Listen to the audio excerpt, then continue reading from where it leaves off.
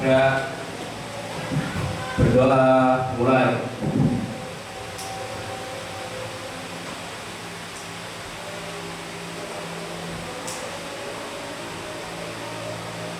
Berdoa selesai. Beri salam. Selamat siang, Bu. Selamat siang. Untuk selanjutnya saya cek presensi terlebih dahulu. Adik Rizky, hadir. Aljen, jadi ada satu yang tidak hadir pada hari ini ya. Baik.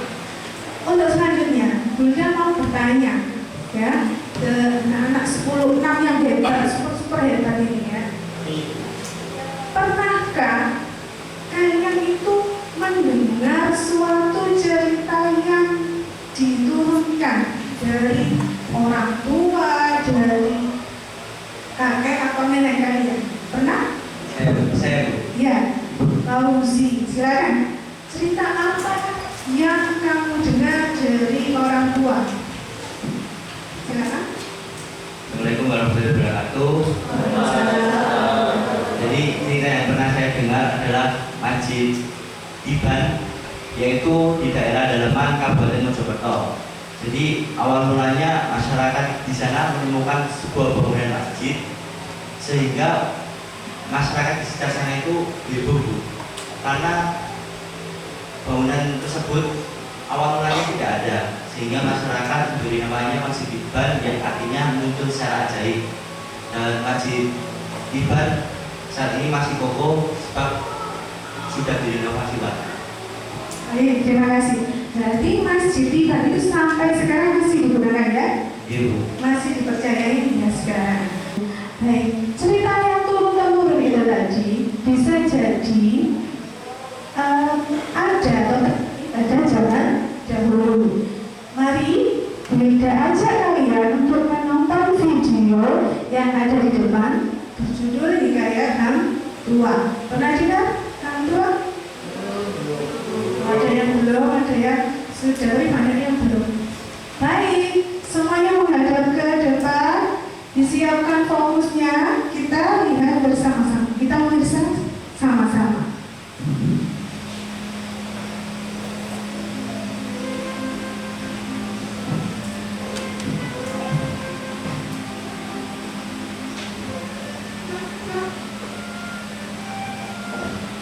Pada suatu kala, terdapat seorang pahlawan Melayu bernama Hang Tuah.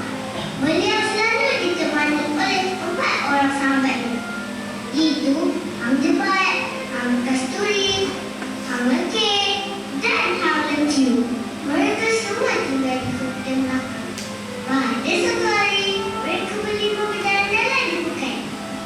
Tiba-tiba, kelihatan seorang lelaki yang sedang mengambil dan cuba mencederakan Datuk Bendahara. Tanpa membawa masa, mereka berlima mengambil keputusan untuk membantu Datuk Bendahara dan akhirnya berjaya menenangkan lelaki tersebut. Datuk Bendahara kagum dengan keberanian mereka berlima, lalu menjemput mereka semua ke rumah. Sambil mereka memborak, Datuk Bendahara menyatakan hasrat untuk menawarkan kerjaan di istana kepada mereka berlima. Hang Tuah dan sahabatnya merasa amat gembira dan mereka mengikut Datuk Bendahara ke istana. Dari video yang kalian tirsa di depan, apa yang bisa diambil, nak? Apa yang bisa diambil? Siapa yang mau angkat tangan menjawab? Sylvia. Dari video tersebut yang saya ambil adalah bahwa hikayat itu tokohnya itu tokoh pada zaman dulu dan menggunakan bahasa Melayu serta bersifat istilah-istilah. Baik. Jadi menceritakan tentang Hang Tuah ya. Nah, untuk hari ini kita akan sama-sama mempelajari karakteristik hikayat ya, karakteristik tokoh, plot pada hikayat, kemudian membandingkannya dengan cerita pendek. Kita lihat untuk menyamakan persepsi kita, hikayat. Hikayat itu berasal dari bahasa Arab. Dari kata haka yang berarti menceritakan. Kemudian hikayat itu ceritanya sebenarnya panjang, ya, panjang terdiri atas bagian-bagian tertentu. Yang kalian baca di buku pegangan guru itu sudah merupakan ringkasan dari cerita hikayat. Selain itu, ciri yang ketiga mana? Hikayat dibaca untuk membagi semangat, juang, dan sebagai hiburan. sebagai hiburan, sebagai pembangkit semangat, juang. Kemudian, menurut arti dari KBBI, hikayat itu termasuk ke dalam jenis karya sastra lama, berbentuk apa?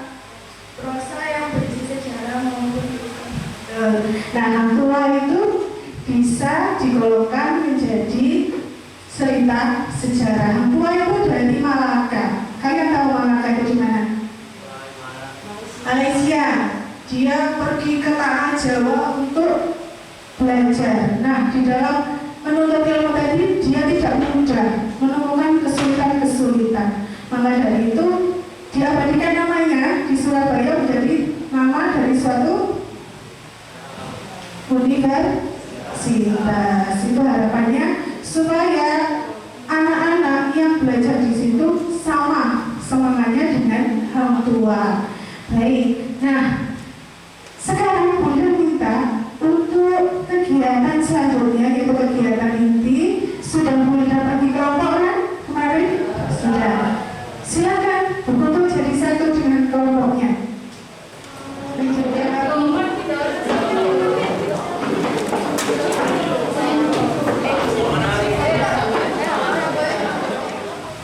Bunda akan berikan satu LKPD untuk masing-masing kelompok. Dimohon semuanya mencermati, membaca apa saja petunjuk yang ada pada LKPD. Baru kalau tidak paham, tunjuk tangan, tanya ke Bunda. Ya? Satu.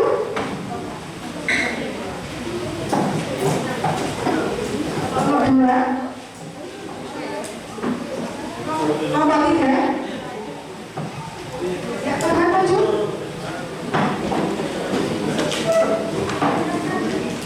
Baik, dibuka LKPD-nya.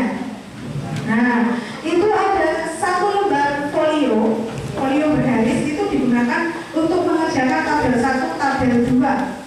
Ya, tabel 1 dan tabel 2. Yang harus kalian kerjakan atau lakukan, yang pertama adalah membaca teks hikayat si miskin terlebih dahulu, kemudian mengisi tabel 1.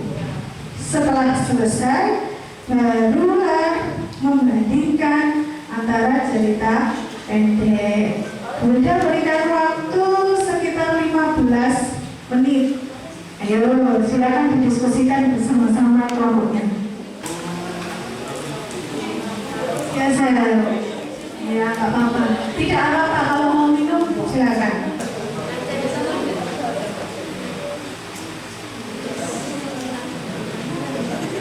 Cukup waktunya. Kita ganti strateginya. To stay one straight. Ayo, silakan berdiri yang bertugas sebagai delegasi kelompok. Kita mulai. 1, 2, 3. Mulai belajar.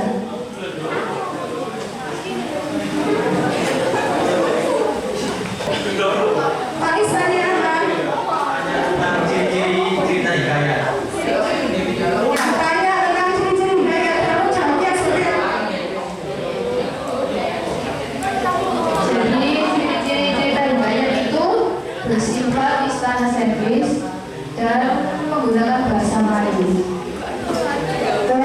Pintar, bijak. Sudah habis waktunya.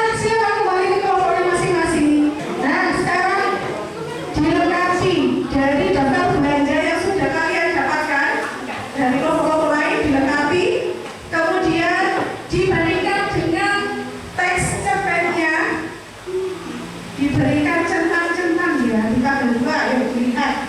Di tabel 2 kalian cukup memberikan tanda centang pada pernyataan nomor 1 sampai 7.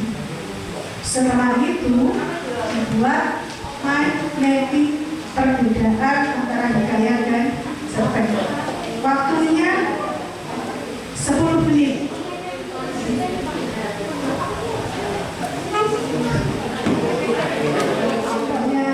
Adik Rizky, wah ini sudah selesai ini, bagus sekali.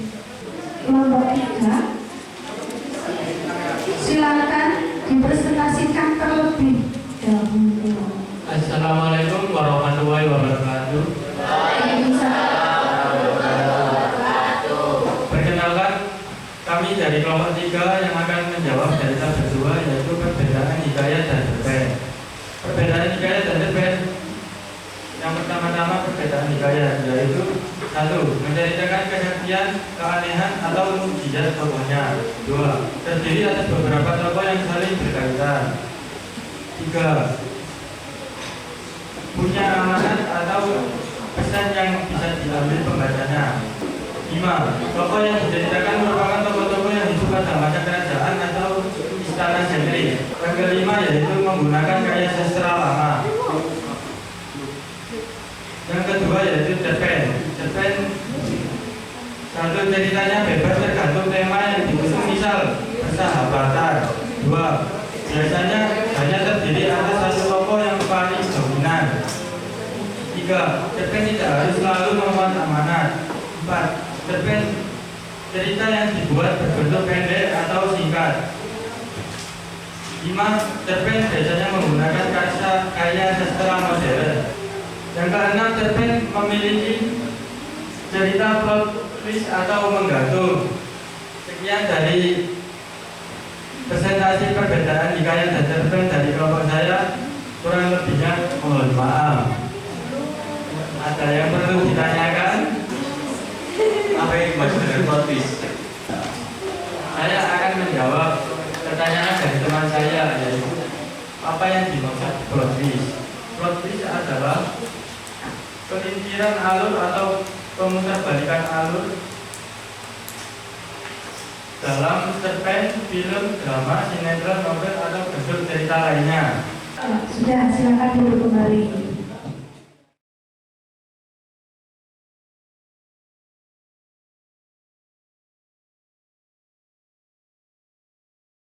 Tugasnya sudah semua. Baik, kita menginjak pada kegiatan refleksi pada pertemuan ini. Jika ada istilah mantan, ya, jika ada istilah mantan sama pacar, hikayat itu masuk ke mana ya? Mantan pacar apa pacar? Mantan. Siapa yang jawab mantan hikayat? Apa?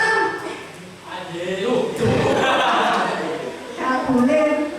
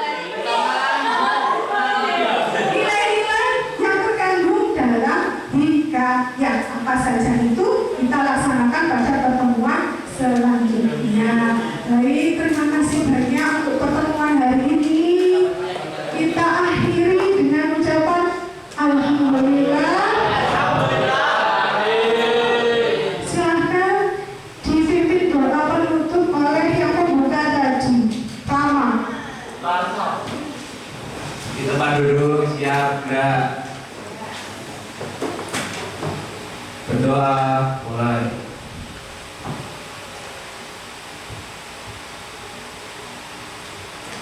Berdoa selesai.